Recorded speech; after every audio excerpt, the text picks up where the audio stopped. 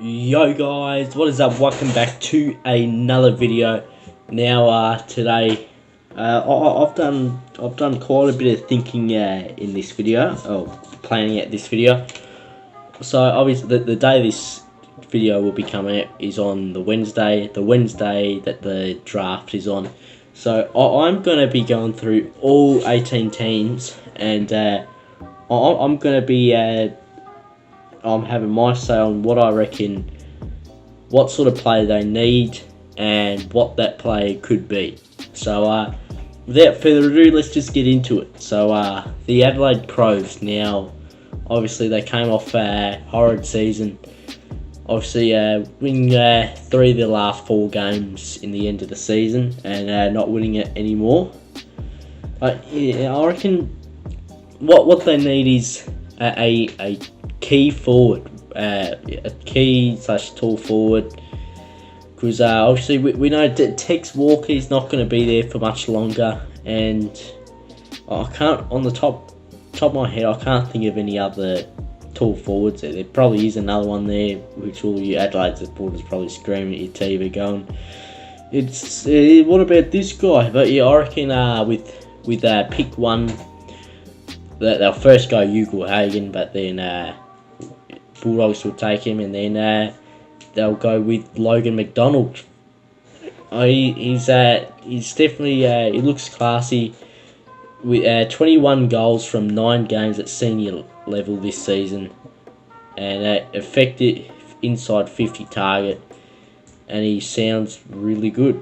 Next, we have got the Brisbane Lines. Now, we all obviously know what Brisbane's goal accuracy is like. It's very terrible. It was the worst in the comp this year. I reckon. So yeah, they need a forward that is effective inside 50 or in front of goal, and I reckon that player is Connor Stone. Now as well, I should have said this at the start of the video. I'm basing these picks off obviously where this team's first draft pick is coming from. So I reckon Connor Stone for the Brisbane Lions, 189 centimeters tall, kicked 11 goals in the season, including 5 of them in his debut.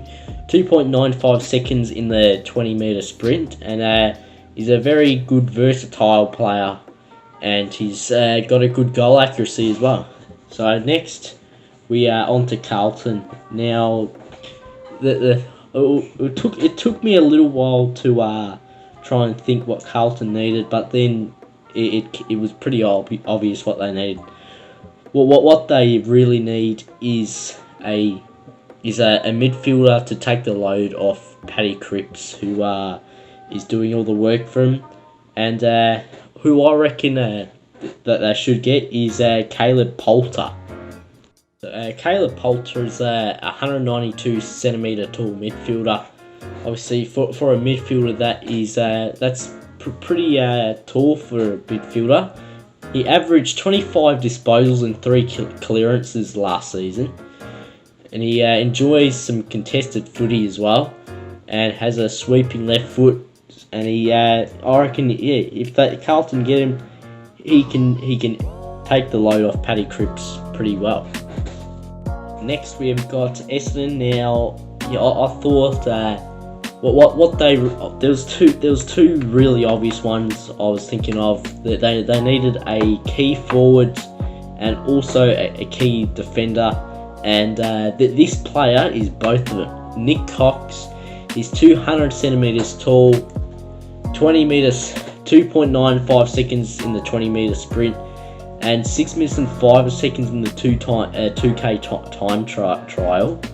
For a 200 centimeter tall player, that is insane. For that time for someone 200 centimeters tall. So I reckon that is who Essendon need.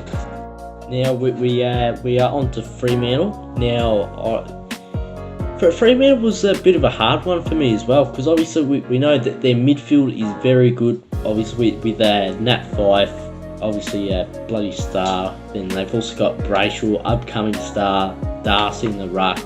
Their back line is pretty strong. Their forward line is pretty strong as well when they get ticking and all that. But I reckon what they need is a small forward, and that small forward is Oliver Henry, 188 centimeters tall, playing for the Geelong Falcons. So obviously he didn't play any footy this year due to the COVID and all that. And he can bring some really good X factor. Medium forward, also a small forward who can shift into defence, which it could be good for Fremantle at times. So I reckon this is the perfect option for Freo. Now Geelong. Now what the sort of player Geelong need is someone under the age of 30 years old. Now we move on to the Gold Coast Suns. I'm probably going to butcher this name, but I reckon who they need with pick 5 is Denver Granger Barris. I'm not sure if I pronounced that last name right or not. I've got no idea what it is. So key defender. Oh yeah, I forgot to say it. So I reckon they need a key defender for the Gold Coast Suns, and that's Denver. I'm not going to pronounce his last name again. 195 centimeters tall, a very good season. He's also very good in the air and can shut down his opponents quite easily. Now we move on to the GWS Giants. I reckon they need a key forward after losing Jeremy Cameron to the Geelong Cats.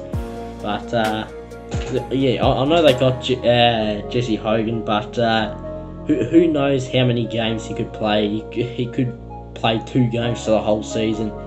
So who they need is Brayden Cook, 190 centimeters tall, played for South Adelaide. He's a forward/midfielder, so he can also go up the midfielder as well. Kicked 26 goals from 13 games, had some big hauls. He can sneak in a goal every now and again, and has the capacity to change a game inside the forward 50. Next we've got Hawthorne. What I reckon they need is a midfielder, and that player will be Will Phillips from the Oakley Chargers. So obviously no one got to see him play any footy this year. He stamped his dominance early on in the draft in 2019, averaged 22 disposals and 4 tackles in 10 games, 2.91 seconds in the 20-metre sprint. So he's a pretty fast midfielder as well, which I reckon could suit Hawthorn's game plan really well. Next we have got Melbourne. Now I reckon who Melbourne need is a small forward now, which will be Reef Mickens. I'm pretty sure that's how you say his name. Played for the Oakley Chargers, so obviously once again didn't play any footy this year. 193 centimeters tall. Lies in his versatility. He can also be a tall midfielder who can find the ball quite often, and 2.78 seconds in the 20-metre sprint. But he didn't get to do the 2K time trial, so we obviously don't know what his time was in that, what he could have done in that. But I reckon that's who Melbourne need. We've got North Melbourne now. I reckon they're lacking in the midfield, so I reckon they need a midfielder, and that player will be Elijah Hollands. He can kick a long bomb. He can get the ball out of the stoppages, but the only downside is it will be unlikely that he will be fit until mid next year. So that means obviously if North Melbourne are to pick him up, that they won't see him play for half the season. Next we have got Port Adelaide. This was another tough one for me to choose. Obviously Port Adelaide, they've got some. Their depth is really good. They got the midfield, which is That's a their midfield is amazing. With their ruckman, the forwards are really good as well. Then they got the defenders, bringing Alir as well. I decided on a halfback, Connor Downey. Played for the Eastern Rangers, so that means he did not play any footy this year. He's a line-breaking, rebounding, long-running kick, and he's one of the best type in this year's pool of one of the best halfbacks in this year's draft, I should say. He's very fast and has a booming left foot. So I'm not sure if that is what Port need, but yeah, as I was saying, it was really hard for me to choose. So yeah, and then we've got Richmond. I seriously could not think of a player for Richmond. So I'll just put down a small forward. They've probably got tons of them. I just can't think. But yeah, I just can't think of a player that they need in this year's draft. So yeah, I thought about that one for quite a while, but I could not think of anything. Next, my beloved Saints. Now, I reckon what we need. I don't think we probably don't necessarily need it, but it could be some good depth. And it is another Jack. Could be the 7th Jack if we get him at the club. It is Jack Carroll. Midfielder, 187 centimetres tall, played for East Fremantle, so obviously he played footy this year. He averaged 23 disposals this season, including 60% of them being contested ball. And he's going into the draft, one of the most underrated players in this draft. He can weave in and out of traffic and can get himself out of trouble pretty easily. Next we've got Sydney. Now, they definitely need a key defender now after losing Alir, and I've also got Denver. Not going to pronounce his last name again. There'll be a picture on the screen of him again though. Denver, I reckon is definitely what Sydney need, and obviously if Sydney don't scrap him up, then or take him, then Gold Coast will definitely scrap him up. Now we've got the West Coast Eagles. We have. I thought after losing delisting Jeddah, I reckon that they need a halfback, but because their first pick is pick 64, so I don't know about the players that are down that far down the list. So just like Richmond, I could not think of a player for them because obviously I don't know what players are that far down the list in the draft. So sorry West Coast fans. And then last, the Western Bulldogs. A tall forward, and we all know who that's going to be. It's going to be Jamara Ugle-Hagan. We all know this, that all the draft picks they've got, they are definitely going to get him. 17-year-old, kicked 24 goals from 9 games. They are the media are saying that he could be the next Buddy Franklin, which would be great. It would be good to see another player like that in the game, especially in the new area of the game, you could say, in the 2021 season. So those are all 18 clubs that I've just listed there now. So let me know, obviously, if you agree on what I said about your club, and if you disagree with me, I guess let me know what you think it is, what sort of player it is that you need at your clubs. Never mind, guys. That was not the last one. I forgot about Collingwood somehow.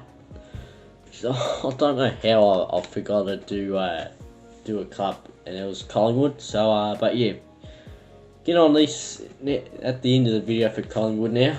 I reckon Finlay McRae is who they need, because they need another midfielder now, I reckon, after getting rid of Treloar. And Finlay McRae is the brother of Jack McRae over at the Bulldogs. That'd be a pretty funny replacement for Trelaw. So he's a midfielder, can also play half forward. Had 20 disposals in the grand final. Ran 6 minutes 17 in the 2K time trial as well. So he's definitely, he can use both feet very well as well, and he sounds very good as well. So yeah, that's who I think for Collingwood. Sorry, Collingwood fans like Bitter and Mitch Ryan and all that who might have been watching this video and were wondering where the hell Collingwood were on this list. Well, they're at the end of the video because I forgot to include them at the end of the include them here. So yeah, on that note, let's so yeah, I'll see you guys in the next video. See you guys later.